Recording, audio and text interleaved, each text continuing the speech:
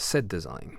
What we had to do for this movie is to create a lot of elements like, bones and antlers to dress the set.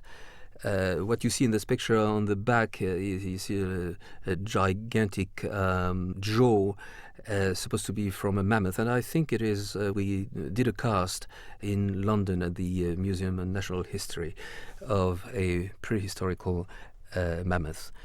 We also had, of course, long research in terms of costume. It's always very, very difficult to make it right with so-called primitive costume. It's never aged enough.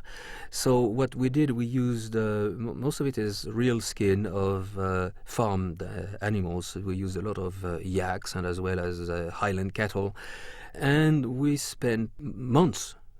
Frankly, months, it may sound surprising, to put those costumes in mud and water and to let them rot. I remember my costume lady still laugh about it because it was full of maggots, of course, and we had to clean it and to scrap it. But at the end, it got the sort of texture that I wanted. I was really very worried when I saw the first pass on aging. It never looked right.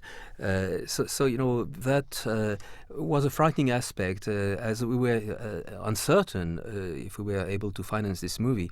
The pictures I could show were not very promising.